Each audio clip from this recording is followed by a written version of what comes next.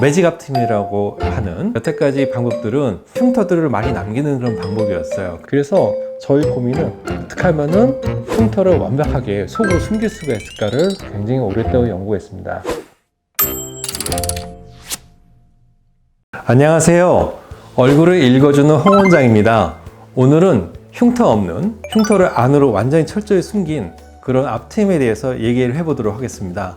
일단 앞트임은 방법들이 되게 많아요. 하지만 여태까지 방법들은 흉터들을 많이 남기는 그런 방법이었어요. 그래서 지금 현재는 매직 앞트임이라고 하는 그것이 천하통일을 했습니다. 그래서 대부분 선생님들은 90% 이상 이 방법을 사용하고 있습니다. 그래서 이 방법을 먼저 살펴보시면 눈 밑으로 이렇게 절개선을 가고 그 다음에 앞머리 쪽에 이렇게 삭감 모양으로 절개를 해서 앞트임을 하는 방식이고 흉을 그래도 최대로 숨길 수 있게끔 고안이 된 방법입니다.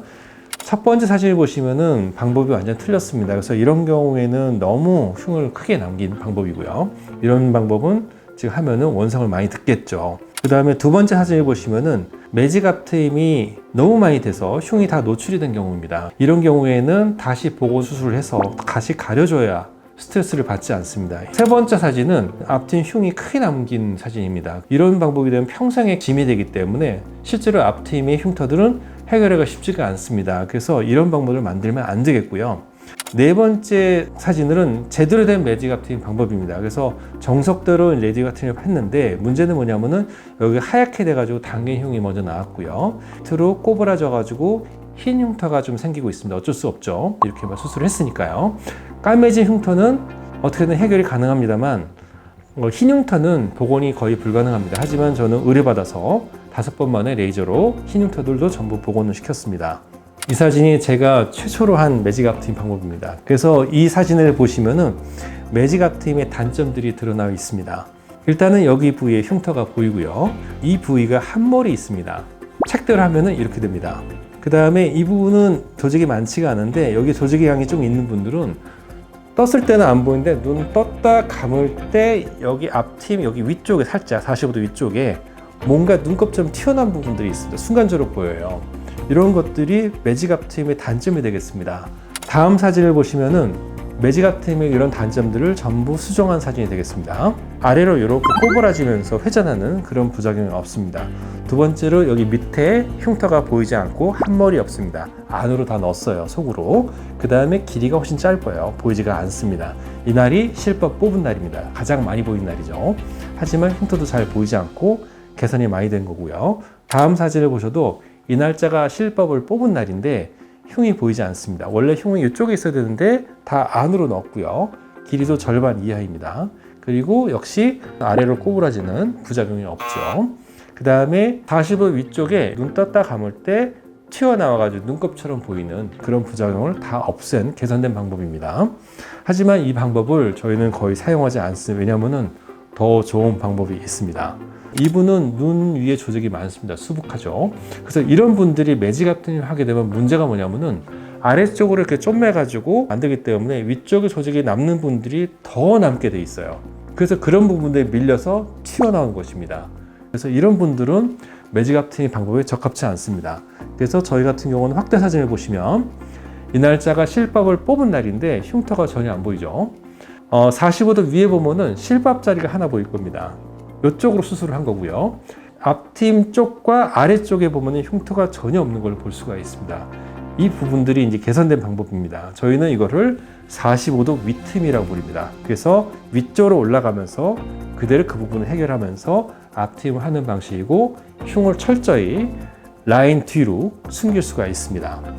이 사진은 2015년도 흉을 숨긴 속으로 앞트임 초창기 개발 버전입니다. 2015년도 수술인데 남자라서 흉이 보이면 절대 안 되기 때문에 안으로 넣고 살짝 했습니다. 확대해서 보시면은 약간 살짝 곡선으로 보이는 부분은 눈썹이고요. 직선 두 개가 실밥입니다.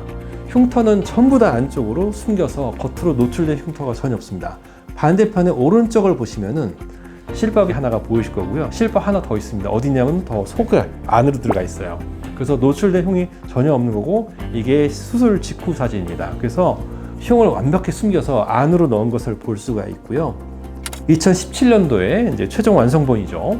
절개 수술 직후입니다. 그래서 보시면은 절개를 했고 꼬맨 자국들이 보이실 겁니다. 왼쪽을 보시면은 앞트임이 된 것은 볼 수가 있는데 흉이 전혀 보이지 않습니다. 실밥도 보이지가 않아요. 하지만 자세히 보시면은 실밥의 끝이 살짝 보일 겁니다. 실밥 2개가 있는데 속으로 다 넣어가지고 겉에 흉터가 노출이 없어요. 하지만 앞트임은 제대로 된 것을 보실 수가 있습니다. 이 사진은 남자입니다. 눈을 보시면은 이분 눈매 교정을 했나? 쌍수를 했나? 사람들이 오해를 하세요. 오로지 앞트임, 뒷트임만 해도 이렇게 눈을 크게 변화시킬 수가 있습니다. 제대로만 구사가 되면은요.